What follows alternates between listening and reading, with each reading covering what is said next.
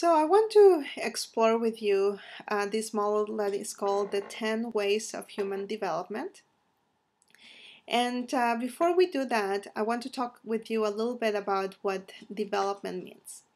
And so, development is something that it's linear, it's done in an organized way, that it happens over time, and that it's progressive. So let me tell you what I mean by this.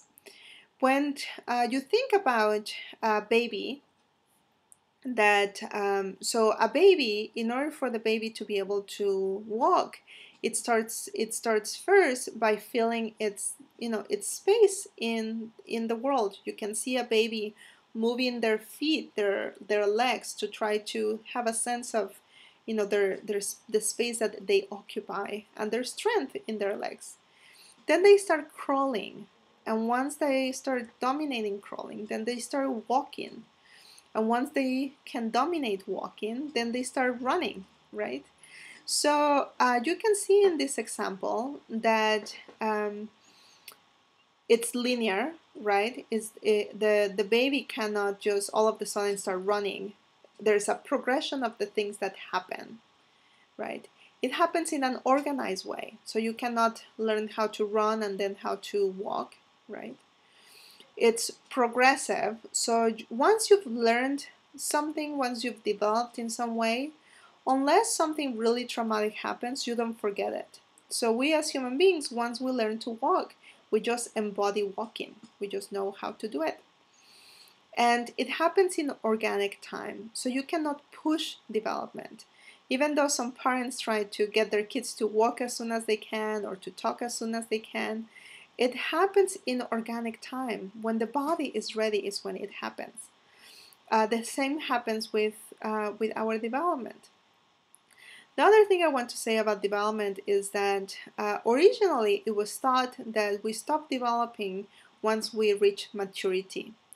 But more recent studies have shown that development really doesn't stop ever, that we continue to grow and develop until the time we die. So I find this model really useful because it gives us a framework in which we can start looking at where is it that we are in our own development and what might be a path for us to continue to grow and to develop.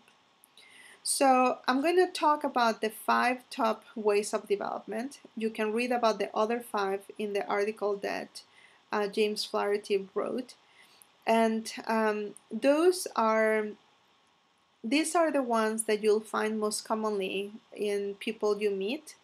Even though the first two, I'll say more about that, but the first two are really the most common. People who are more developed, and you start seeing deeper levels of development. But the last 5 are very rare to find. So I think it's still good to read about them, to understand them, but we'll focus over here on the top 5. So the very top one is immediate concerns. And so in immediate concerns, people are, it's like life is happening to us, where it's really chaotic. It's really, life is very stressful. Things are breaking down all the time. We have chaos and things happening all the time. It's like, you wake up and I don't know, things are not working and you're late for work and you get late for work, and then your boss, wants to talk to you and you don't have time for that, and something else happens. Anyway, I'm not even finding words to organize this because it feels very chaotic, very disorganized, like we don't have a good control in our life. So things are just happening to us. And so I keep saying that because it's more, it has us more as victims of our life. There's little sense of agency and little sense of mindfulness in this level of development. At some point, we start realizing that if we start juggling effectively or somewhat effectively what's happening in our life, we can start reach some level of balance. We start reaching some level of control in our life. But what this creates, it's a sense of busyness. We move, move, move, move, move. If you think about a juggler that is juggling a lot of things, it's at a level of balance, we feel that the faster we move, the more possibilities we have for success. A lot of people live in this level, in the level of balance. We have work and we have to exercise and we have to pick up the kids, and you just keep moving. And because if you stop moving, something will fall through the cracks. Something might happen. So a lot of the language that we hear with people who are at the level of balance is, I am busy, I am needed. If I don't do it, who else will do it? They won't tell you this, but there's a sense of self-importance. I feel important because I have all these things to do. So it keeps feeding the busyness in our life.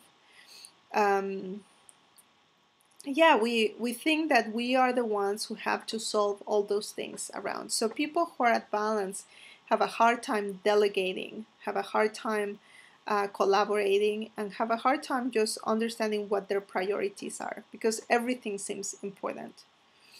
At some point, we start realizing that some of our busyness, it's that we are creating that busyness.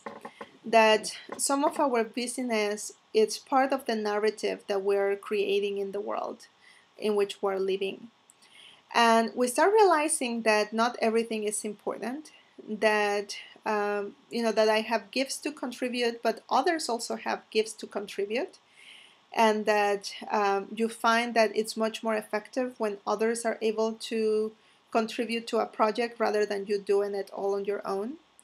You start noticing what's important to you in life, and you're able to you begin to set boundaries, to say no to things, to make requests. This is why it's called conversations, because our ability to communicate with others about what's important to us, what matters to us, to collaborate, to negotiate, it becomes more developed at this level. It becomes a tool. And we're beginning to separate ourselves from the chaos. Remember that we talked was at this level. So here life is, it could be still a full life, but it feels less chaotic. We're more under control. And the more that we're able to ask for what we want and have clarity of our priorities, the more we start going deeper into a level of power, which is the next level of development. And here we're not talking about positional power, but here we're talking about the internal power that a person has when they have a good sense of what is it that they want from life. And so at the level of power, we have clarity, we have such level of clarity and focus of what is it that we want in life and how to make that happen, how to affect that in the world. So we become a sense of purpose starts arising here, with a sense of focus, clarity, passion, and yet very balanced in the way in which we go at and we're able to achieve it. And once we do that, something starts coming up, which is a sense of vocation. So this is not, many times when I talk about vocation, people see it as, the end-all goal to achieve. Like, once I know what's my purpose in life, everything will be fine. But this is not necessarily what this refers to. James speaks about it really well in his article, that it says it's not that all of a sudden you become famous at this point. Sometimes it's nothing glamorous. At the level of vocation, here, well, let's say at the level of power, we have clarity about what is it that we want from life. At the level of vocation, the question that starts arising is, what is it that life wants from me? And so it's a very humble place to be. It's a very settled place to be. It's a place where we find a sense of purpose in life, even in washing dishes, when in talking with a friend. Our level of presence, our level of mindfulness, our level of heartfulness, it's much more present at this level. So you can imagine the different types of leadership that you might see with people who are at these different levels of development. Now, what I want to encourage you to do is I have a lot of people who say, well, this level sounds fantastic. Let's just concentrate on being there. Remember when I told you at the beginning about not being able to run before you know how to crawl, right? This is just natural human development. The best way that you can do, that you can develop yourself is paying attention to see where is it that you really are. Where is it that you think you're in your development, even if it's at immediate concerns? Understanding, oh yeah, my life seems pretty chaotic right now.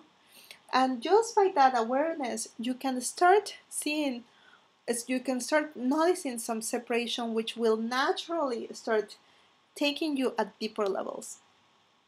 So the most common mistake that I see is people who don't, like try to not be where they are in their development, and that doesn't create development. That just creates I want to say it creates some fantasies about where we want to be, but not deep development. The development that I'm inviting you to do is digging into yourself, trying to gain some deeper understanding of who you are, and then accepting it fully. And just in that acceptance of who you are, finding the unfolding of your own development. So this is the invitation this week. I look forward to seeing you in the discussion boards, and please let me know if you have questions. I'll see you later.